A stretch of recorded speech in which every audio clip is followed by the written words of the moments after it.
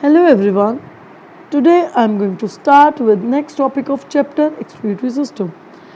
In today's lecture we are going to discuss about common disorders of urinary system and accessory excretory organs. First of all, we are going to discuss about hematuria. Hematuria is a disease in which blood is passed out along with urine.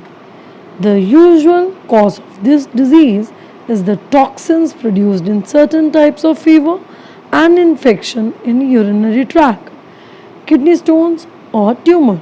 Next disorder is uremia. In this disease, excessive urea is retained in the blood because of the failure of nephrons to extract urea from the blood. Next disease is glycosuria.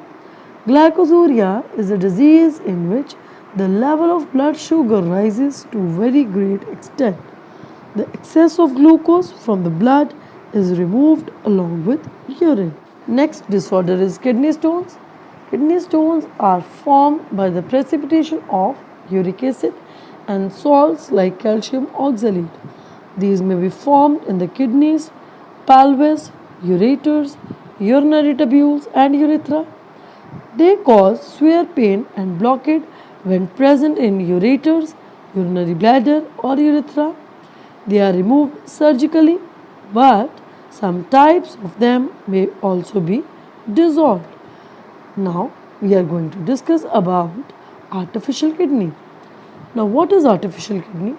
Artificial kidney is a device to filter the blood of patient whose kidneys are completely damaged. In case of kidney failure, the various mineral salts and toxic substances go on accumulating in the blood and body fluids. In such patients, artificial kidneys are used for removal of water, excess of salts, toxic substances, and other unwanted substances from the blood. The removal of unwanted substances from the blood through artificial kidney is called dialysis. The artificial kidney consists of a cellophane tube suspended in a circulating bath fluid. The fluid has same composition as normal blood except that no urea is present. Blood of the patient is pumped from one of the arteries into the cellophane tube. It is attached with a vein on the other end. Substances present in the blood and bath fluids diffuse through the pores in the cellophane tubes according to their concentration gradient.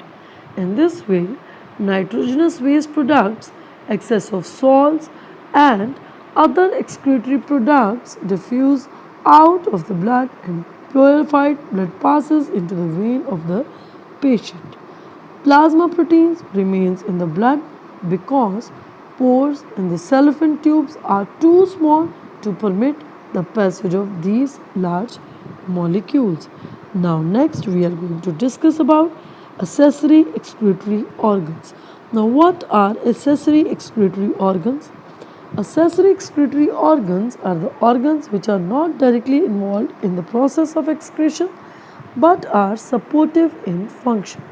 So various accessory excretory organs are lungs, liver, skin, and large intestine. So first of all, we are going to discuss about lungs. Lungs are also said to be the additional excretory organ. They help in the removal of metabolic waste of respiration. The lungs maintain the blood gas homeostasis through elimination of carbon dioxide.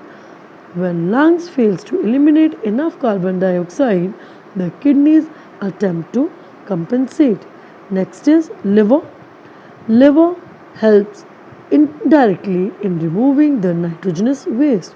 That is, it converts highly toxic ammonia to less toxic urea, which in turn is removed by kidney.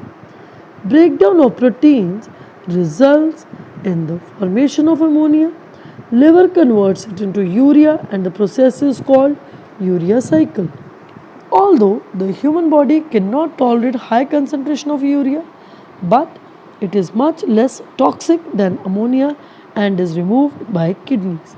The liver also helps in removing inactive steroid, hormones, bile pigments from the body.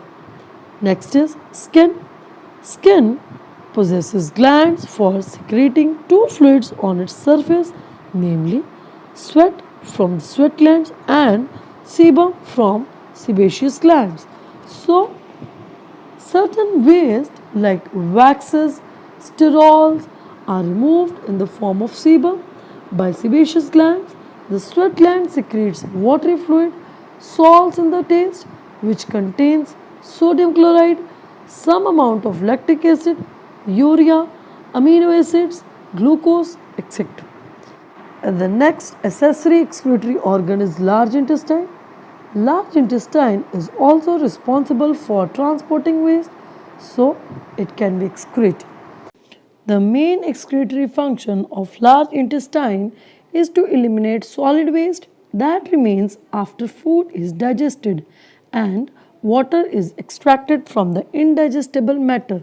The large intestine also collects the excretory waste from throughout body including bilirubin in the bile. Now you must be able to answer the following questions. Name some common disorders of kidney in man and explain in brief.